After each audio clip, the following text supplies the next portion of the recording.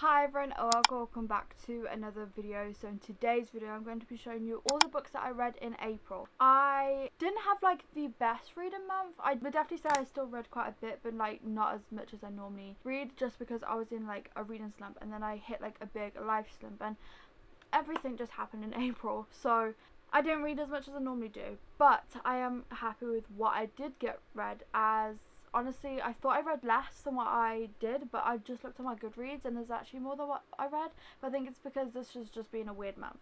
Hear the fan, I'm sorry. I would turn it off, but it's like so hot. There's like, I don't want to say heat wave, but it's like just really hot in the UK right now. So if that is bothering you, I'm so sorry, but let's just get right into it. So the first one we have is I'll Always Be With You by Monica Murphy, which is the fifth book or fourth book, the Lancaster Prep series. And I read this for part of my 60 books in 60 days challenge, which again I forgot kind of ran into the 1st of April. I rated this one 2 stars. I was actually really disappointed by this one. Now I think it's because I have read the series separately, and the more I've sat on the series, the more I'm like, I just don't like the men in this book, and I don't like the way that they talk about women or treat women. I don't know what it was. The more I sit on it, the more I realise I don't like it, type thing. Well, I knew that I didn't like it while reading it, but the more I've thought about the series, the more of like, I really don't like the books as much as I did while reading it, if that makes sense. I don't know. I've always rated them low. But anyway, on that note, so while I was reading this, I just kept noticing how our main male character was talking and treating our main male character, and I know that's mainly only at the beginning of the book and that's kind of the point, but it's like, I don't want men talking badly and disrespecting women in my books. Like, no thank you. So 2-star for me, because that was like the only main problem I had, but it's also not very memorable to me. Series in general is something that I rave about. Then we have The Guest by B.A. Paris, and this one I also rated 2 stars. Now I don't know if it was this book in general or if it was just to the point where I was at the end of this challenge and I was like, I'm over reading type thing, but this one I honestly thought I was going to enjoy and love a lot more than what I actually did. I had high hopes for it. I've been talking about it highly since the beginning of this year, and I did finally get to it, and when I was reading it I was actually quite disappointed. I was bored at most parts. I felt like not really much was happening, and I don't know if it was like the writing style or just the story in general, but I didn't connect with any of the characters, and most of the time I just didn't care. And like I said, I don't know if that was the book or if it was just because I was at the end of a challenge and I just kind of like wanted it to be over at that point.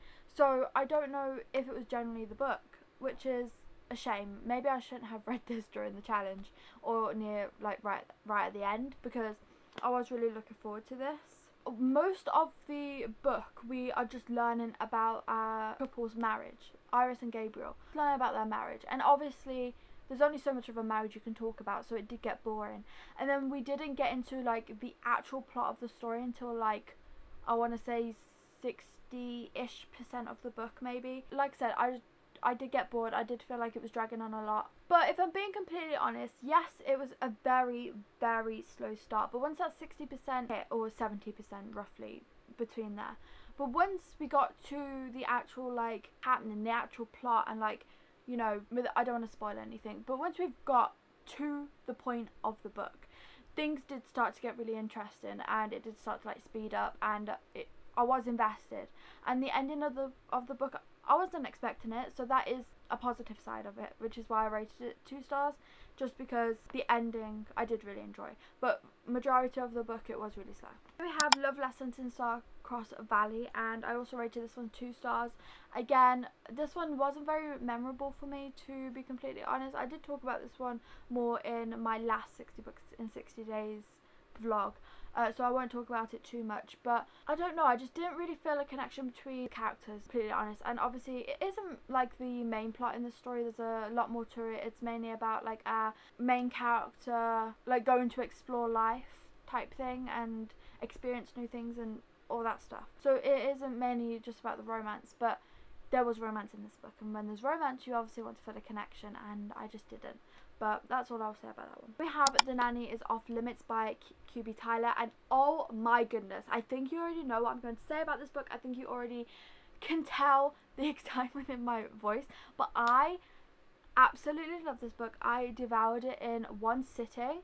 This was so good. It literally took me like 2 hours to read. Like, I could not put this down even if someone told me to. Like, it was so good. I cannot stress this enough. I rated it 5 stars. You can clearly tell. But this is a single dad nanny trope, and I absolutely love the characters. The relationship between female main character and the kids was adorable. I'm not a big fan of kids in books, but I didn't mind it in this one. Well, I say I don't like kids in books, but what I mean is more, I don't like when kids seem more grown up than what they really are. Like when they say like a 2 or 3 year old is like talking full on sentences.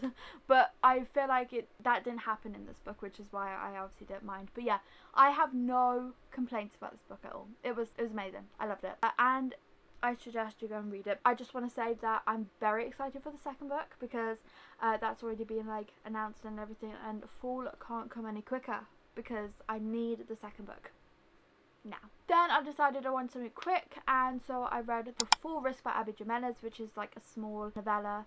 And you know what, it was fun, it was quick, it was enjoyable. I enjoyed my time reading it, and I would recommend if you're looking for just a quick easy read, maybe something in between like reads. I don't know, I rated it 4 stars. It was very enjoyable, and believe it or not, I actually felt a connection between the characters, and it's a novella. Like, how can an author be so good that you feel a connection? I don't know.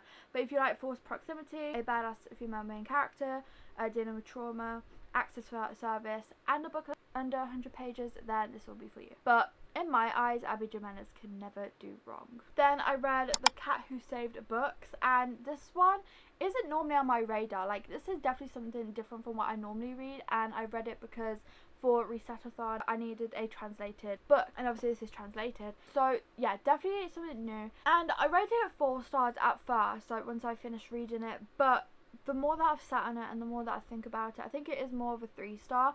I do feel like the writing and everything was good. There was like some very inspirational messages and everything in this book. It was a good time, but the only thing that I would say is there are definitely some negative parts of it, where, if I remember correctly, I think it was the cat, but it's about like bad things to books and to like the worlds and stuff like that.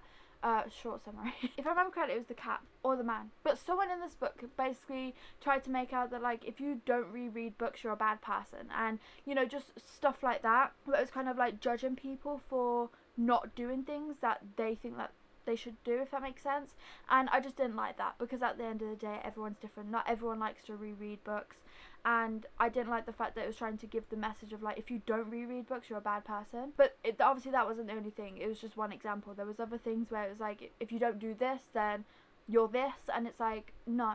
It's just that everyone has a different preference and a different opinions. Then I read Say You'd Remember Me by Abby Jimenez, and this one I rated 4 stars.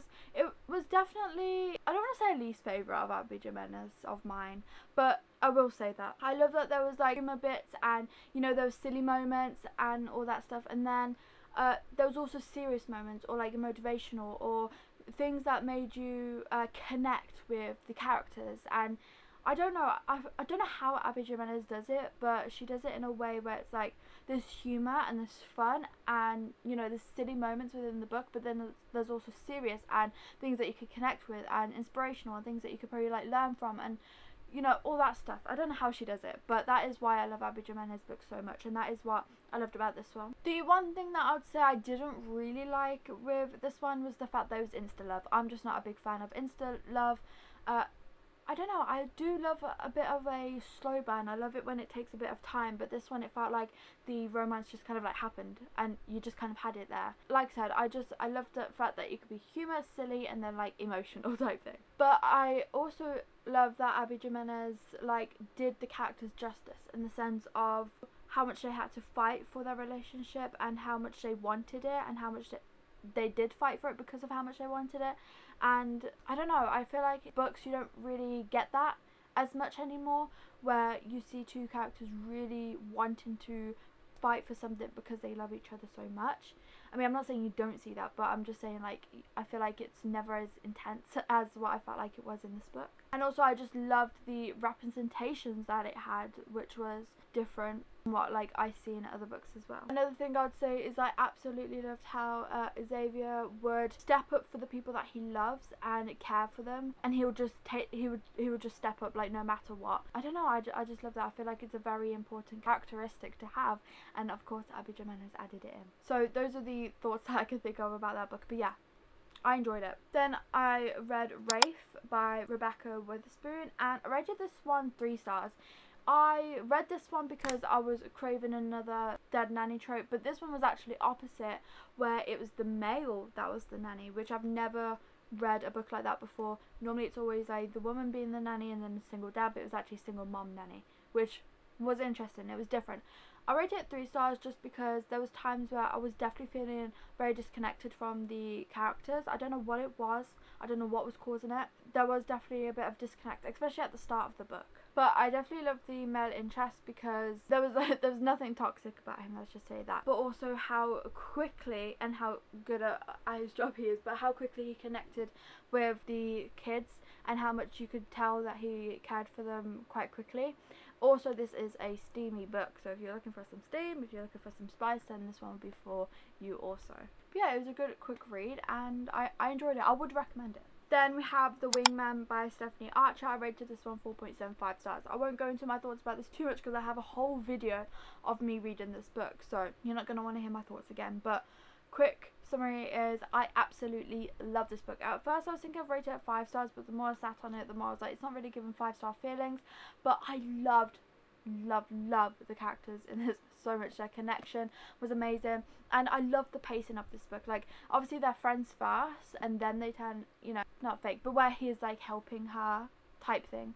Pacing of the book and the pacing of their relationship changing was done perfectly, and I don't feel like it could have been done any better. They didn't rush into anything. Like, nothing happened until like about like this far into the book, and it was more of like a, you know, there's a lot of tension because obviously they're friends. He's helping her learn things for someone else, for other men, and obviously then he starts to get jealous and he's like, why am I teaching her all these things when I want her myself, you know, like that type of vibe. I loved it, highly recommend it, and I could probably say this might be a favourite in the series, I don't know. Then I read Phantom by H.D. Carlton, and I rated this one 3.5 stars. I read it very quickly. I read it in a few hours, and I felt like I couldn't put it down. And when I first finished it, I thought, oh, maybe I could like rate this 4 stars or even a 4.5. I don't know. It was giving off those vibes, but then I took a day to like sit and actually think about my rating, because I don't know, when I thought it just didn't feel right. But I landed on 3.5 because I did have quite a few negative-ish things to say. I do have a reading vlog coming up with me talking about this book, so I will try not to talk about it too much. But it's set in 1940s, and I feel like it didn't give off that vibe. Like, there was not really much talk about 1940s. You kind of forget that it's set in the 1940s, except for like a few different things that they call things every now and then. And yeah, there's a few other things, but like I said, I don't want to get into it right now because there's going to be a reading vlog with me talking about it. 3.5 I feel like is a good rating. And also, I just want to say this, I have seen like other reviews of people saying this as well. I'm going to say it too. If you are expecting another Zade Meadows, don't go into it expecting another Zade Meadows, because it's not that. Oh, another thing that I will say here is I was expecting Mafia. You know, when it says Mafia, you expect Mafia, but it was too sweet for me. That's what I'm going to say. Now, not in the sense of like too sweet. There's too sweet, like the interaction wise. If you're still looking for like haunting Adeline spice, and then maybe you can read this book and like, you know, I don't really want to compare them. Then I reread Heartless by Elsie Silver, and I read this and devoured it and enjoyed it so much. Because I was fancying a reread. Like, I don't know what it was, but everything, when I needed a new book, things would just keep screaming reread, and then this one came up, and I was like, I actually do fancy a reread, because obviously I'm looking for a single dad nanny trope. I don't know why, that since The Nanny Off Limits, that's the mood I've been in. So I decided to reread this, and I finished it. Like, I even annotated it. I've still got to put the tabs in, but I did do quite a few annotations. I went to put on Goodreads that I read it. Apparently the last time I read this, I rated it 4 stars. I'm sorry, what? what was past me thinking, because it sure ain't a 4 stars. I did fix it and put it as a 5 star because this is definitely a 5 star. I don't know what happened there. I really hope it was a mistake. I really hope I made a mistake and that past me didn't actually think it was a 4 star. I don't know, but I did fix it. It's a 5 star. Absolutely love this. I don't have a single complaint about this book. The characters, I mean, Cade Eaton, do I even need to say any more? I don't think so. And Willa is a badass character, which I mean we love in a female main character. But yeah, like I said, have no complaints. Absolutely love, and I can't wait to continue on with my reread of the rest of the series. And then finally I thought, you know what, I fancy another reread, but I don't want to reread another one from I don't want to reread Powerless Let. Yeah, I'm going to leave that. And I was like, I fancy something spicier, we say, and I fancy a reread. Obviously I was like, what could get any spicier than Praise by Sarah Kate, because I also wanted something like Taboo side, and if you don't know this already, this is a ex-boyfriend's dad. So I was like, you know what, why not? I'm going to read this. I'm going to reread this. And obviously it's a 5 star. Absolutely love this book, let alone this series. I love it, and I can't wait to get into Eyes on Me. I don't want to say I have a favourite in this book, in the series yet, because I don't really remember too much. The last time I read this was 3 years ago, and I was reading it, I was like, why don't I remember most of these main details? And when I looked on Goodreads and found out it was 3 years ago, I was like, whoa, I am way overdue a reread. So I'm happy that I reread this. It was so good. I don't need to say anymore. And then 2 books I'm currently in the middle of. I did start this month. I am hoping to finish them by the end of the month, but whether I do, well, that's just a complete different story. But I'm going to add them in here, let you know that I'm reading them, and then maybe I can update in the description whether I finish them or not. So we have Lights Out. I started this one. I am really enjoying it. I just put it on hold because I am enjoying my rereads at the moment, and I don't want my reading slump to like get in the way of my enjoyment of this. So I did think it was best. I'm loving this, but I thought it would be best to put it down, mood read with my rereads for a bit, and then get back to it. But devouring this, love it. We also have the Magnolia Park's A Long Way Home. I am so close to being done with this, so I might even finish it today. But I'll definitely say there is a lot more happening within this one than the first and second book, which is why I feel like I'm enjoying it a little bit more. So those are all the books that I read in April. Like I said, not as many as I normally would read, but still quite a few considering I'm in a reading slump, and a lot happened in April. So I'm proud of what I read, to be completely honest.